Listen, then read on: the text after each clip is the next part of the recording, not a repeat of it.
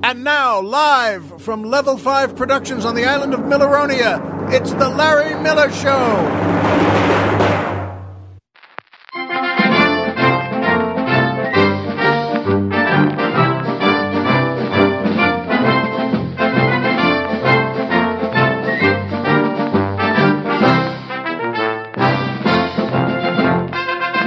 Good evening, Mr. and Mrs. America, and everyone who really likes the Super Bowl.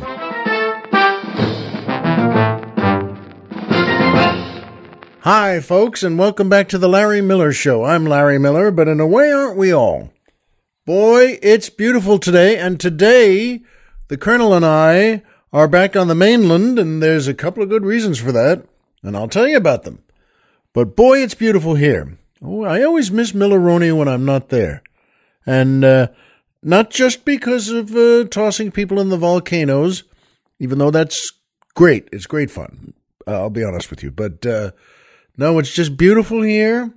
A beautiful day on the mainland where we are at Stately Miller Manor. And that works today, too. Saying Stately Miller Manor is me, well, taking something with affection and respect from the great old Batman show and the great old Batman comics where he lived at Stately Wayne Manor.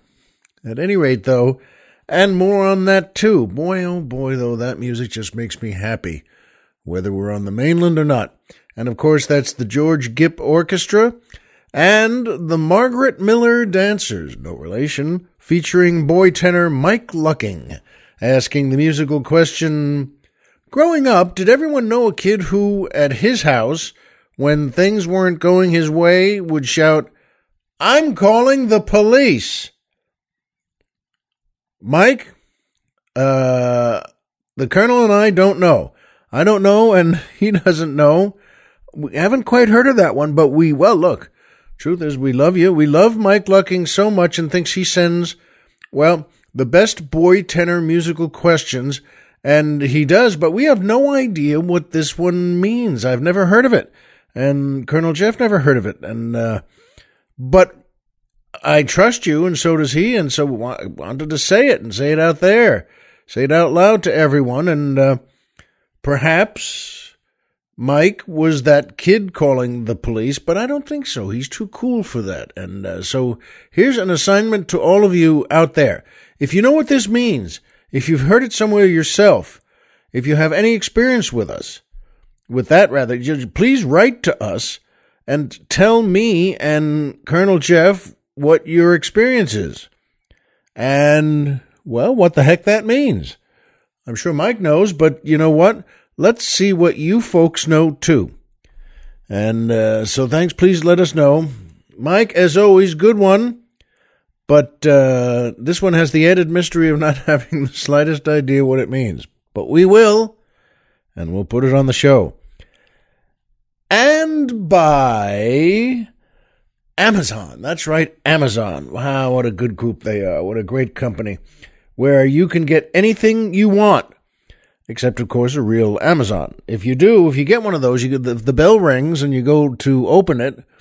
And there's a really beautiful, tough, muscular woman in a fancy bathing suitish type of garb.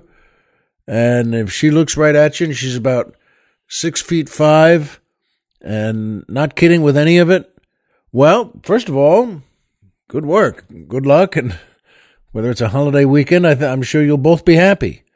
But let us know if you do. And if you're going to shop at Amazon, and you know what, it's a great place to shop. What you'd want to do is to go to our website first. So you can go on your own, you can go on a computer, you can go on your iPhone, but don't do that. That's the wrong thing to do. Come to us first at LarryMillerPodcast.com. Who's on the mountain? Tom Mix.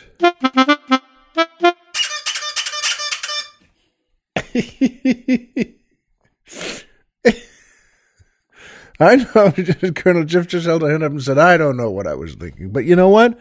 I do. That's a great thought. That's Colonel Jeff comes up with the greatest things for those moments. And Means a lot to me, and I bet a lot to you too.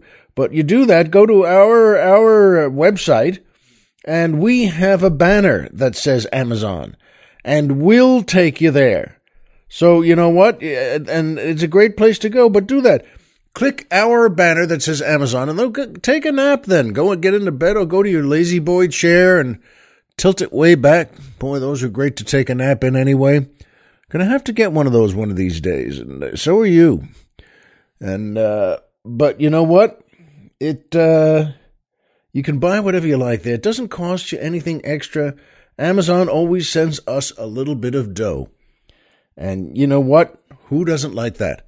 So do that. Go to Amazon via us, via our website, LarryMillerPodcast.com. Who's on the mountain? Tom Mix.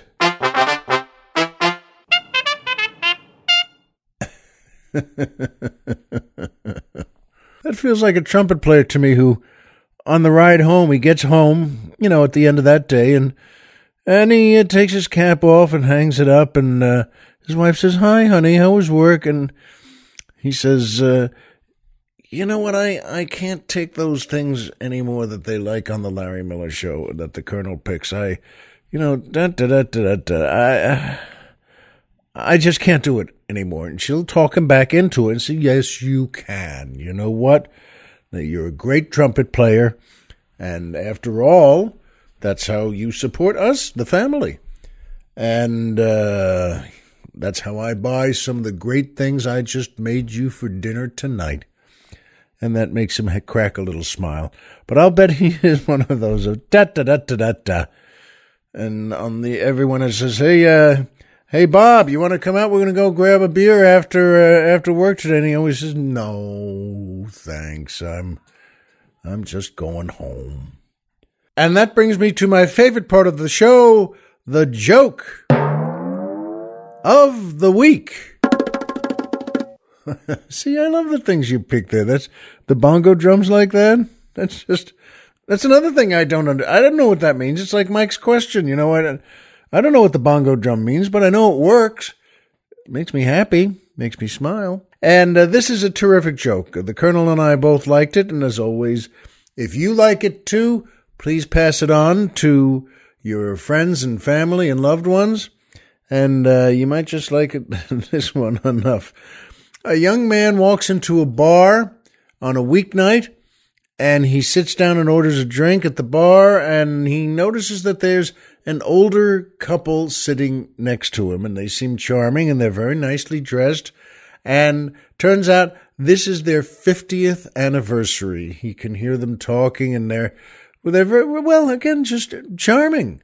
And they're remembering and talking about the past, and, well, the wife just says, "Do you remember, Bill, that, because this was, and the night we got married and we came to this bar right here. And we had a drink and we were so happy. That was the first night of our marriage." And he says, "I do, Eleanor, I do. And you know what? Do you remember also that, well, we were so happy to be married and finally just on our own. And we went out back and there was a big field with a fence in the back on the border. And we walked out there. It was a beautiful night, a beautiful spring evening. And we went out there to the fence, and, well, we kissed and hugged and leaned on it, and we were so happy. And then we made love for the first time." And she said, "Oh, Bill, yes." And they were very sweet. And then Eleanor leans over and whispers to Bill, "It's a beautiful night. Would you like to take another walk out there and see if it's as pretty as we remember?" And he looks at her and smiles and said, "I'd love to. That would be grand." And they do. They go up, they get off their bar stools, and they go out. And the young man is sitting there and says, "Well, that was charming," he says to himself. "I really like that. I like them." And he just, a minute later, he finishes his drink and says, "Well, you know what? I think maybe I'll go to another place." And he walks out, but actually he wanted to see what the back of the bar was like and how big the field was against the fence there. And Well, and he wasn't trying to interrupt anybody or look in the wrong place. And he looks, sure enough, he looks around the bar, though, and there they are at the end of a field. It's not so long. It's about 50 yards to the fence, and and sure enough, well, folks, he's amazed. Those two on their 50th anniversary are hugging and kissing and locked together, making sweet love, and they're happy, and they're jumping and woo, yipping, and oh boy, and and he's touched again. He says, "How do you like that?" And life is funny, and he starts to walk toward the parking lot again, and there, after just, another 30 seconds or so, he sees coming around the bar is Bill, the older man there, the husband from the marriage. And he says to him, he smiles at him, and Bill's going to walk back into the bar, and he says to him, "You know what? Forgive me, I wasn't trying to watch there, but I overheard your conversation at the bar and inside, and I mean, you were really full of energy there, both of you. What's your secret?" And Bill says, 50 years ago, that wasn't an electric fence.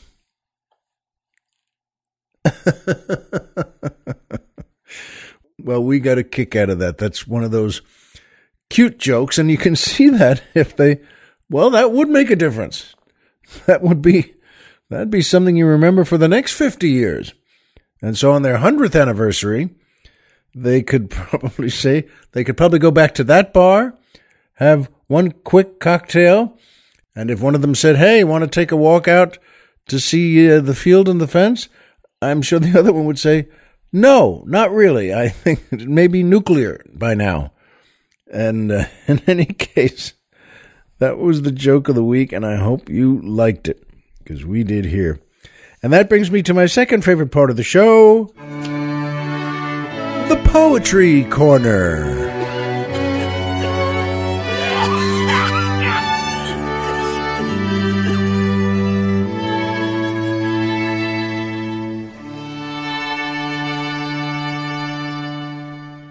I'm just still thinking about an electric fence. Yikes. Anyway, folks, this is a lovely poem written by the great Henry David Thoreau, American man of letters from the 19th century, and he wrote many wonderful things. And this one is called The Moon by Henry David Thoreau.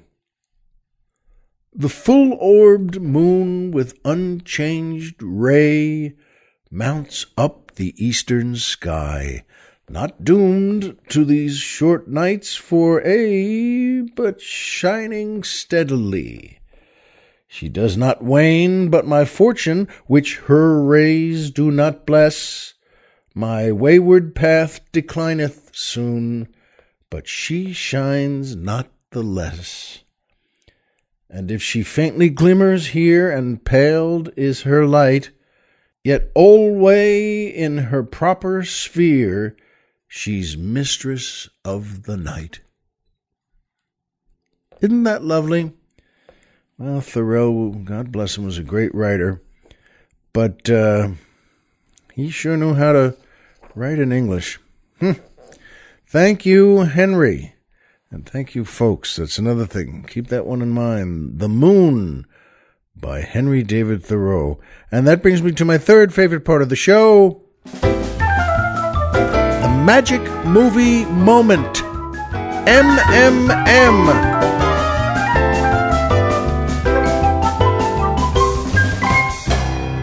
This is a terrific movie, folks. And the truth is, with the Super Bowl coming up, I looked up today. On the computer, I looked up, let's see if there are any Super Bowl movies out there. And I didn't see any. There was nothing that was specific about that. Well, the Super Bowl, this is only 52 years, 52 Super Bowls. But I saw one that I remember. And it's about football and many sports, but not about the Super Bowl, but a wonderful movie. It's called Jim Thorpe, All-American, from 1951. And what a cast, and by golly, directed by Michael Curtiz, who I believe did Casablanca as well, a great and prominent Hollywood director, starring Burt Lancaster, Charles Bickford, Phyllis Thaxter, and Ronald Reagan as the great George Gipp. It's a wonderful movie and a great cast. And Charles Bickford, by the way, you may not know by name, but he's been in, hundreds of movies from that era, the 30s, 40s, and 50s, and he was great in all of them. And he was in a favorite movie of mine called Mr. Lucky, and also another favorite of mine, The Song of Bernadette. So he could play tough guys and priests from 500 years ago. He was just wonderful. And you know what, folks? This is, I instantly thought, I know what the magic movie moment is in this one. Charles Bickford plays the great Pop Warner, the head coach of the football team. But good Lord, Pop Warner, and he moved Jim Thorpe along really well and taught him how to be a great athlete. And Pop Warner goes to the hospital to visit the sick and dying George Gipp. George Gipp was probably the greatest football player of his day there, that whole era, and played by Ronald Reagan. And he gets hurt and he gets sick and he's dying and he's in that hospital bed. And it has a wonderful scene that's completely true that maybe some of you have heard. Well, Pop Warner says to him, Gipp is in the bed there in the hospital and he's very weak and he's dying. And Pop Warner says to him, listen, you got to remember that, hold on and do this. And he gives him a good, affectionate speech. And Reagan, as George Gipp says to him, interrupts and says, Pop, listen, I have something I want to ask for you as a favor to me. Next time you're in a game and, the boys are up against it and it's not going well, then at halftime, take him in and say, hey, win one for the Gipper. And folks, that's a true moment. And he does that in the locker room at halftime. They have a game, I think it's a day later, and they're in there and they're up against it and it's not going well. And Charles Bickford, as Pop Warner, says to them, listen, go on, I saw George in the hospital and he asked me to do something and I'm asking you now. Let's win one for the Gipper. And that's also true. And by the way, what's also true is they lost that game. That's actually true, but it gave the players and Pop Warner something to smile about and say, when you commit to winning a game for the Gipper, you're supposed to win the game. But they were saying that, you know what? Well, with all their full hearts full of love. It's a wonderful movie, folks. Jim Thorpe, All-American. Burt Lancaster is wonderful. And Phyllis Thaxter plays, I mentioned her in the introduction too, Margaret Miller, who was the real woman who married Jim Thorpe. Just great moments, and all true that at college he met her and he saw her a few times and then walking along, and then he would go up to her and said, it's a great scene. He says, I think I love you, and I can't be sure because I've never loved someone before. And he was just great at it. Watch that movie if you can. Jim Thorpe, All-American. You won't be sorry you did. And speaking of the moon of love, last night was a very unusual moon. You don't hear that a lot. But Colonel Jeff was telling me that it was a blue moon and a blood moon. And the first total lunar eclipse in a long time. And, the blue moon, blood moon just doesn't happen. It was the first of these seen in the United States since 1866. So it was just after the Civil War. But you know what? I didn't see it. I forgot. And the Colonel had to remind me today here in the studio, and that was one of those things again. Well, why didn't I see that? And a full lunar eclipse? Good Lord. So together these haven't been seen since the days of the Colosseum. But I mean, it was just... sometimes that happens. I've talked about this before, that you plan, you notice the odometer in your car is about to turn to 10,000, and you always say, oh boy, look at that. It's only 4 miles away. This is great. And now I'm going to remember it, and I'm going to see it because I'm in the car and I'm driving.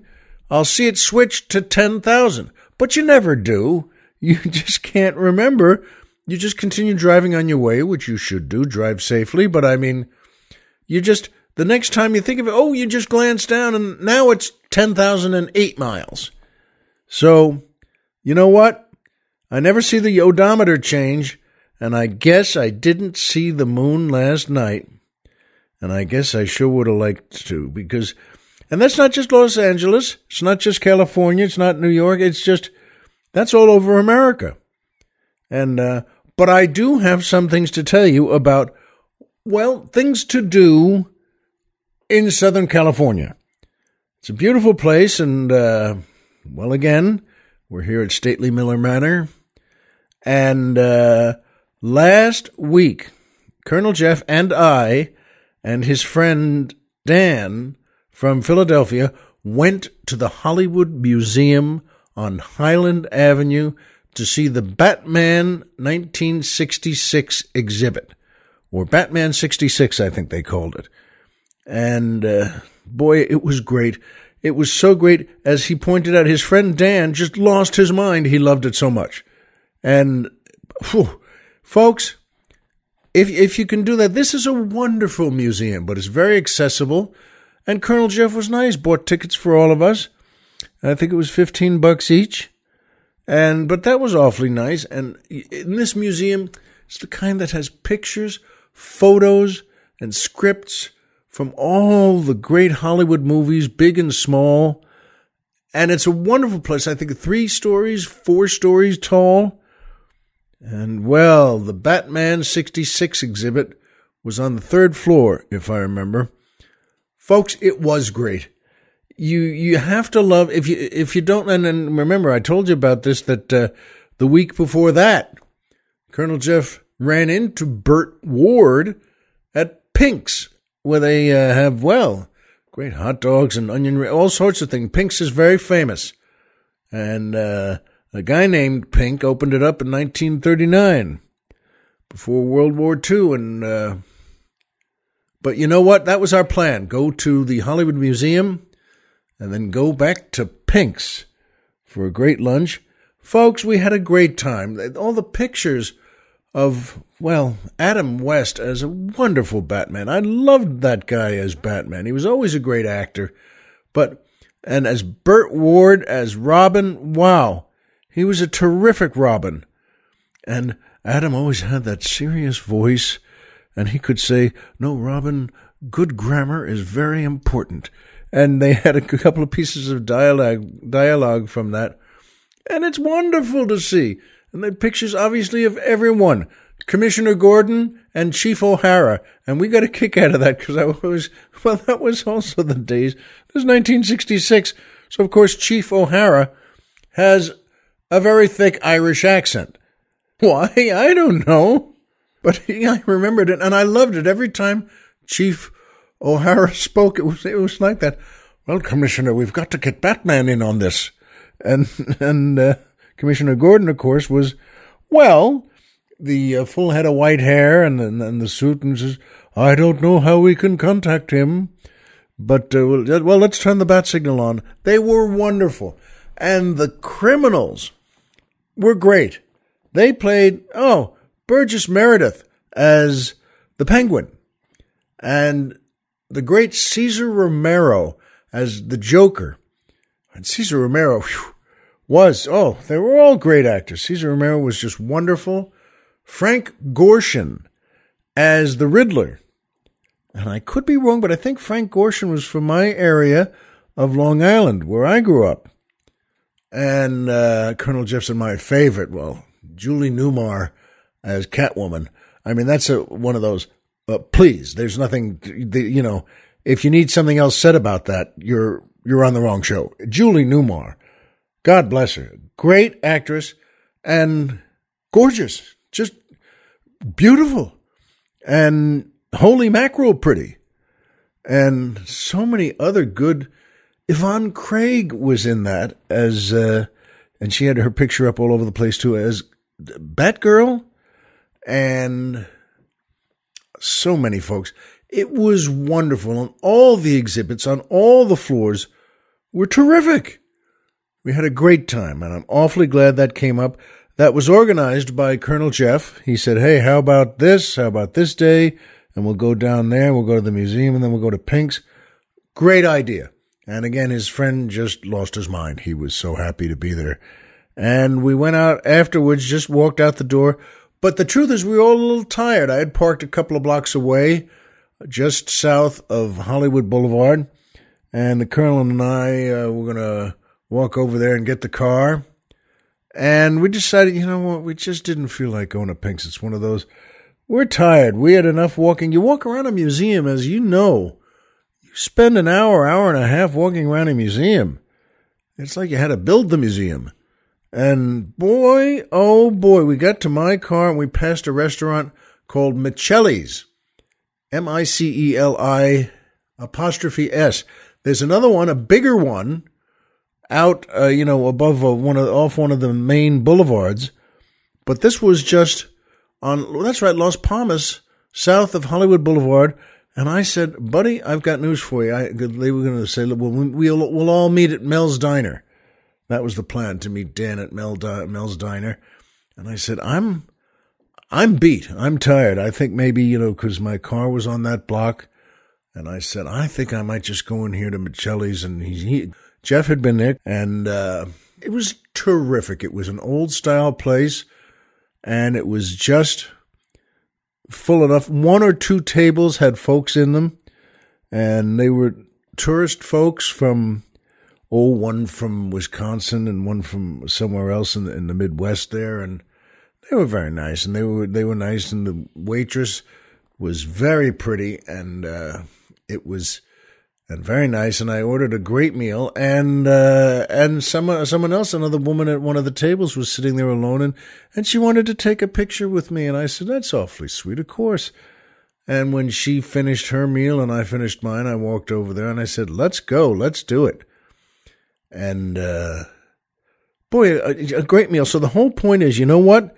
That's a thing to do in the heart of L.A. Colonel Jeff's friend Dan was from Philadelphia, but to go to the Hollywood Museum on Highland Avenue, folks, if you ever get out here, go there. You'll be glad you did. And for the cherry on top there, Colonel Jeff went to the Magic Castle for the first time and enjoyed it, loved it. And that was just a couple of days ago, right?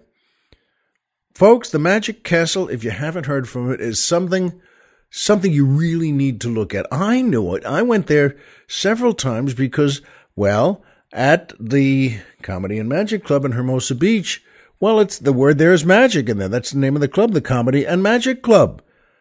And they have wonderful magicians there.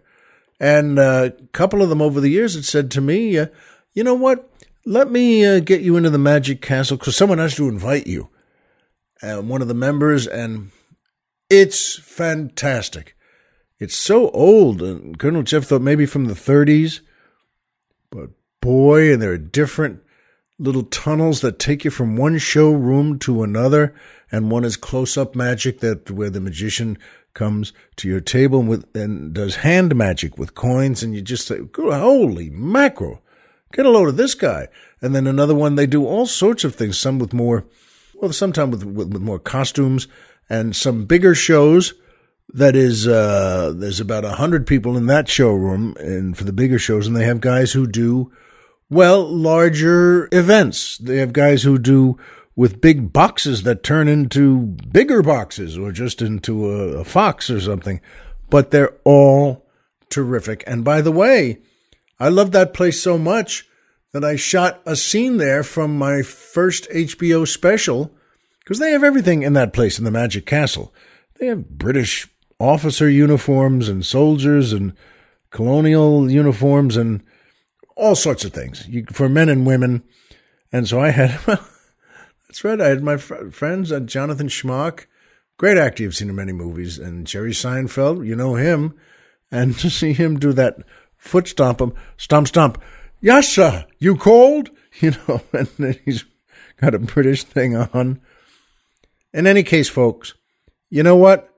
Colonel Jeff went to the Magic Castle and loved it, and you will too. They're not a sponsor. I'm just saying I love it, and you'd love it too. And another 150 years or so, next blue moon, blood moon, I'm going to see it. And you'll have to call me up, or maybe we'll talk about it at our next show. It's only 150 years. We'll be here. And you'll be here too, folks. I know that because you and I know the same things. Homer is Homer, and Pluto is a planet. So remember, as always, if you walked out of bed today and had a job to go to and a house to come back to and someone there who cares about you, folks, the game's over and you've won. And you should be in the Hollywood Museum too. Be well, and we'll see you here next time.